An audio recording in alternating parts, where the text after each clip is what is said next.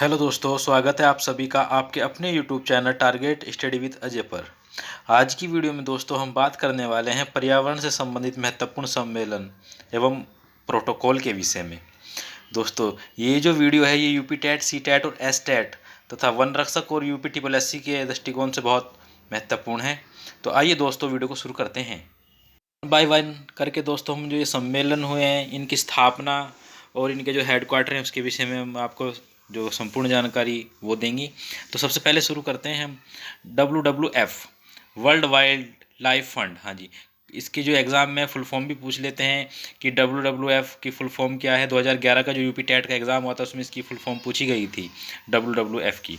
तो WWF world wild life fund इसकी full form है और हिंदी में इसका जो नाम है विश्व वन्य जीव कोष। हाँ जी, विश्व वन्य जीव कोष हिंदी में इसको कहते हैं। अगर इसकी स्थापना की बात करें तो जो इसकी स्थापना है वो 1961 में हुई थी। हाँ दोस्तों, कब हुई थी इसकी स्थापना? 1961 में इसकी स्थापना हुई थी। और जो इसका हेडक्वार्टर है वो स्विट्ज़रलैंड में है। हाँ जी, हेडक्वार्टर कहाँ है? स्विट्ज़रलैंड में इसका हेडक्वार्टर है। दोस्तों, स्विट्ज़रलैंड में इसका हेडक्वार्टर है। पूछ लेते हैं कि WWF विश्व वन्य जीव कोष का मुख्यालय कहाँ है? तो स्विट्ज़रलैंड में। अगर इसके प्रतीक चिन्ह की बात करें तो इसका जो प्रतीक चिन्ह है वो जॉइंट पांडा है। हाँ जी, क्या है? जॉइंट पांडा इसका जो दिख रहा है आपको, ये इसका प्रतीक चिन्ह है। अगर इसके हम कार्य की विषय में बात करें, कार्य भी पूछ लेते हैं कि WWF का कार्य क्या है। तो जो इसका कार्य है वो है पर्यावरण पर शोध। हाँ जी, पर्यावरण पर जितने शोध होते हैं वो इसी के अंतर्गत किए जाते हैं। संरक्षण और पुनर्स्थापना के लिए कार्य करने वाला IUCN की एक सहायक संस्था है। ये पूछ लेते हैं कि WWF किसकी सहायक संस्था है? तो IUCN की एक सहायक संस्था है। आगे बात करते हैं दोस्तों रामसर सम्मेलन। हाँ जी, रामसर सम्मेलन। ये पूछ लेते हैं कि रामसर सम्मेलन कहाँ हुआ या रामसर सम्मेलन की साइट कितनी है भारत के अंदर। तो इस तरह के क्वेश्चन पूछे जाते हैं। तो सबसे पहले हम बताते हैं कि जो रामसर सम्मेलन है या जो रामसर है वो एक शहर का नाम है और ये शहर किस देश का है? वो ईरान का एक शहर है रामसर। अगर बात करें इसमें जो सम्मेलन हुआ था, इसमें सम्मेलन किया गया था ये 2 फरवरी 1971 को। 2 फरवरी 1971 को रामसर सम्मेलन हुआ। और 2 फरवरी को ही हम क्या मनाते हैं? 2 फरवरी को ही हम विश्व आर्द्रभूमि संरक्षण दिवस या वेटलैंड डे मनाते हैं। दोस्तों याद रखना, वेटलैंड डे। वेटलैंड डे या विश्व आर्द्रभूमि, दलदली भूमि जो होती हैं वो वाला उसका संरक्षण के लिए ये दिवस मनाया जाता है। और इसकी अगर बात करें भारत में वेटलैंड जो साइट हैं कितनी हैं, तो वर्तमान में भारत में 46 वेटलैंड साइट हैं। हाँ, कितनी है दोस्तों? 46 वेटलैंड साइट है। क्वेश्चन ये भी आ सकता है कि कन्फ्यूजन बन जाता है कि विश्व धरोहर स्थल किसे कहते हैं और वेटलैंड साइट किसे कहते हैं। तो विश्व धरोहर स्थल जो है जो यूनेस्को घोषित करता है, वे स्थान जो धरोहर के तौर पर हमारे पास हैं या जिन्हें हमने संरक्षित किया हुआ है वो विश्व धरोहर स्थल कहलाते हैं। तो दोस्तों याद रखना वो 40 हैं भारत में। वर्तमान में 2021 में कितने हैं? वो 40।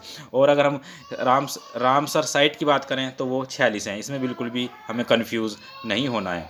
अगर हम बात कर लेते हैं कि ये ईरान का एक शहर है रामसर सम्मेलन, और ये कब हुआ था? 2 फरवरी 1971 में ये सम्मेलन किया गया था। और आपने देख भी लिया होगा कि वेटलैंड डे, जो वेटलैंड्स हैं आर्द्रभूमि है उनके संरक्षण के लिए ये सम्मेलन किया गया था। और क्योंकि एग्जाम्पल भी हैं, चिल्का झील, कोरोलू झील, ये सब इसी के क्या हैं? वेटलैंड स्थल हैं। ठीक है, आगे चलते हैं दोस्तों। बात करें स्टॉकहोम सम्मेलन की, तो जो स्टॉकहोम सम्मेलन हुआ था ये हुआ था 5 जून 1972 को। और जो स्टॉकहोम है ये एक स्थान है, एक शहर है किसका? स्वीडन का एक शहर है स्टॉकहोम, वहीं पर यह सम्मेलन हुआ था। UNO द्वारा अगर बात करें, संयुक्त राष्ट्र के द्वारा आयोजित पहला सम्मेलन था ये पर्यावरण से संबंधित। क्वेश्चन बार बार पूछ लेते हैं कि UNO संयुक्त राष्ट्र संघ के द्वारा पहला पर्यावरण का जो सम्मेलन आयोजित किया गया था वो कौन सा था? तो वो स्टॉकहोम सम्मेलन था और 5 जून 1972 को ये आयोजित किया गया था। आगे बात कर लेते हैं इसी सम्मेलन में UNEP। हाँ जी, UNEP की जो है स्थापना की बात की गई थी या गठन किया गया था। और अगर बात करें जो हम प्रतिवर्ष 5 जून को विश्व पर्यावरण दिवस मनाते हैं, तो 5 जून को विश्व पर्यावरण दिवस जो मनाने का निर्णय लिया गया था वो स्टॉकहोम सम्मेलन में ही लिया गया था। ठीक है दोस्तों, आगे बात कर लेते हैं UNEP, हाँ जी, UNEP की भी फुल फॉर्म पूछ लेते हैं। तो UNEP की जो फुल फॉर्म है वो है यूनाइटेड नेशन इन्वायरमेंट प्रोग्राम, हाँ जी, यूनाइटेड नेशन इन्वायरमेंट प्रोग्राम। और हिंदी की बात करें तो हिंदी में नाम है इसका संयुक्त राष्ट्र पर्यावरण कार्यक्रम, संयुक्त राष्ट्र पर्यावरण कार्यक्रम। UNEP की जो स्थापना हुई थी वो 1972 में हुई थी, और इसका जो हेडक्वार्टर भी पूछ लेते हैं तो केन्या नैरोबी में इसका हेडक्वार्टर है। आगे बात कर लेते हैं इसी संस्था के, हाँ जी, इसी संस्था के द्वारा पर्यावरण संरक्षण के क्षेत्र में ग्लोबल, हाँ जी, ग्लोबल 500 पुरस्कार प्रदान किया जाता है। काफ़ी बार क्वेश्चन पूछा भी गया है कि ग्लोबल 500 जो पुरस्कार है वो किससे संबंधित है, तो पर्यावरण संरक्षण से संबंधित हैं। दोस्तों क्वेश्चन पूछेंगे कि ग्लोबल 500 पुरस्कार किससे संबंधित है, तो वो पर्यावरण संरक्षण से संबंधित हैं, हाँ जी, पर्यावरण संरक्षण से संबंधित है। और इसकी अन्य संस्था भी हैं जो हैं ग्लोबल इन्वायरमेंट आउटलुक, या अगर हम बात करें इमिशन गैप रिपोर्ट, ये सभी के सभी कौन प्रस्तुत करता है, तो ये सभी की सभी जो है UNEP इसको जारी करता है। और पिछले क्वेश्चन में हमने बता भी दिया आपको कि UNEP की स्थापना का जो प्रस्ताव है कब रखा गया था, तो UNEP का जो प्रस्ताव वो रखा गया था, कब रखा गया था, जब स्टॉकहोम सम्मेलन हुआ था तब रखा गया था उसका प्रस्ताव।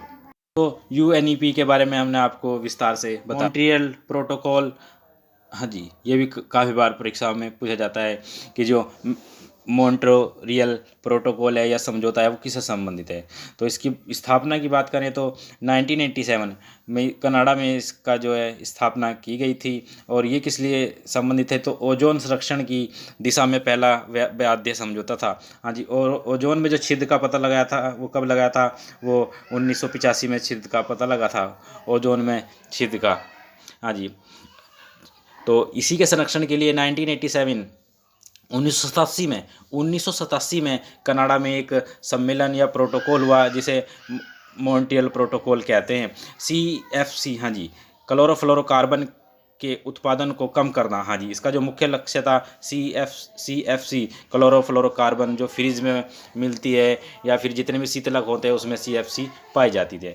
तो उसी के जो उत्सर्जन को कम करने के लिए ये सम्मेलन किया गया था। आगे हम बात कर लेते हैं विकसित देशों के लिए सन 2000 तक तथा विकासशील देशों के 2010 तक पूर्ण प्रतिबंध लगाने के निर्देश किए थे कि वो CFC पर क्या है कंट्रोल कर लें, लेकिन ऐसा बिल्कुल नहीं हुआ। दोस्तों आगे बात कर लेते हैं पृथ्वी शिखर सम्मेलन, हाँ जी, पृथ्वी शिखर सम्मेलन कब हुआ ये भी पूछ लेते हैं, या पृथ्वी शिखर सम्मेलन का जो नाम है, अन्य नाम क्या है, वो भी हम आपको बताएंगे। तो पृथ्वी शिखर सम्मेलन अर्थ समिट जो हुआ, ये इसका जो अन्य नाम है वो रियो सम्मेलन है, हाँ जी। रियो जो एक शहर है, रियो डी जेनेरियो, ये ब्राज़ील का एक शहर है, ठीक है दोस्तों। रियो डी जेनेरियो ब्राज़ील का एक शहर है और 1992 में इस सम्मेलन को किया गया था। इस सम्मेलन में सतत विकास के लिए एजेंडा 21, हाँ जी, 21 क्यों रखा, क्योंकि 21वीं शताब्दी थी, तो कौन सा एजेंडा रखा, एजेंडा 21 का निर्धारण किया गया था। और आपको एक और बात बता दें, एजेंडा 21 में जो कुल समझौते रखे थे उन्होंने, वो 4 समझौते थे,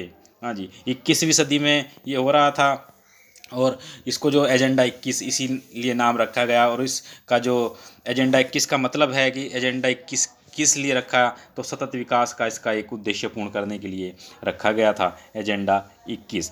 बात कर लेते हैं UNFCCC, यूनाइटेड नेशन, हाँ जी, फ्रेमवर्क फॉर क्लाइमेट चेंज, हाँ जी, जो क्लाइमेट जलवायु परिवर्तन है हो रहा है लगातार, उस परिवर्तन को रोकने के लिए गठन किया गया था UNFCCC का। और जो इसका सम्मेलन हुआ है वो 2015 पेरिस समझौता कहते हैं या जलवायु सम्मेलन कहते हैं। जलवायु परिवर्तन सम्मेलन 2015 बहुत ज़्यादा चर्चाओं में है। आगे बात कर लेते हैं इसी में हम, अगर रियो में 5 साल और जोड़ दिए तो 1992 में 5 जोड़ेंगे तो 1995, सॉरी 5 जोड़ेंगे तो 95 ना होकर 97 हो जाएगा, ये न्यूयॉर्क में हुआ। और रियो जो 10 जोड़ लेंगे 2002, ये जोहान्सबर्ग साउथ अफ्रीका में हुआ। और इसमें फिर 10 साल जोड़े गए तो 92 में 20 साल, देखो जो जोड़ रहे हैं दोस्तों, जितने भी साल जोड़ रहे हैं वो 92 में जोड़ रहे हैं। पहले 5 जोड़े, फिर हमने 10 जोड़े 2002, फिर 20 जोड़ दिए तो 2012, और फिर उसके बाद 2015। तो ये सब सम्मेलन हुए। किसको ध्यान में रख के जोड़ेंगे हम, 1992 में को ध्यान में रख के ही जोड़ेंगे, जितने भी साल उसमें जोड़ते हैं, ठीक है। तो एक बार आप देख लीजिएगा, रियो 5 कहेंगे, रियो 10 कहेंगे या रियो 20 कहेंगे, ठीक है। आगे बात कर लेते हैं क्योटो प्रोटोकॉल या क्योटो समझौता। हाँ जी, क्योटो प्रोटोकॉल या क्योटो समझौता। क्योटो जो है जापान का एक शहर है क्योटो, ठीक है। तो क्योटो प्रोटोकॉल दिसंबर 1997 में आयोजित किया गया। इसका जो संबंध है ग्रीन हाउस गैस, हाँ जी, जो ग्रीन हाउस गैसें हैं उसके उत्सर्जन को कम करना है, ठीक है। तो क्वेश्चन ये भी आ जाता है जो क्योटो प्रोटोकॉल वो किससे संबंधित है, तो ग्रीन हाउस गैसों के उत्सर्जन को कम करना इसका मेन उद्देश्य है। अगर हम बात करें कि जो हमारी जो ग्रीन हाउस गैसें हैं वो कौन सी हैं, तो ये कार्बन डाइऑक्साइड हो गई, मेथेन हो गई, नाइट्रस ऑक्साइड हो गई, CFC या क्लोरोफ्लोरोकार्बन हो गई, ठीक है। और इसमें जलवाष्प भी बहुत बड़ा रोल अदा करती है। तो लगभग 6 से 7 जो हैं ये जो हैं ग्रीन हाउस गैसें हैं जो ग्लोबल वार्मिंग के जिम्मेदार हैं, ग्लोबल वार्मिंग के लिए जिम्मेदार हैं और ये टेम्परेचर लगातार बढ़ा रही हैं धरती का। अगर इसकी बात करें कि पर्यावरण संरक्षण की दिशा में पहला कानूनी एवं बाध्यकारी सम्मेलन था ये क्योटो प्रोटोकॉल, और अमेरिका एकमात्र विकसित देश है जिसने इस संधि पर अभी तक भी क्या है हस्ताक्षर नहीं किए हैं। हाँ जी, अमेरिका ने अभी तक भी क्योटो प्रोटोकॉल को नहीं स्वीकारा है। भारत ने सन 2002 में इस संधि पर हस्ताक्षर कर दिए थे। क्योटो प्रोटोकॉल 16 फरवरी 2005 से लागू हैं जी। क्योटो प्रोटोकॉल जो है 16 फरवरी 2005 से लागू है। तो दोस्तों ये एक बार हम फिर रिपीट कर देते हैं। WWF world wild life fund Ramsar सम्मेलन 2 फरवरी 1971, ईरान का एक शहर UNEP 1972, स्टॉकहोम सम्मेलन, ठीक है, मॉन्ट्रियल प्रोटोकॉल, पृथ्वी शिखर सम्मेलन और क्योटो प्रोटोकॉल। ये एग्ज़ाम की दृष्टि से अति महत्वपूर्ण है। दोस्तों अगर आपको हमारी ये वीडियो पसंद आई है तो हमारी इस वीडियो को लाइक और शेयर करना बिल्कुल ना भूलें। Thank you for watching my video. आप सभी का दिन शुभ हो। धन्यवाद। जय हिंद।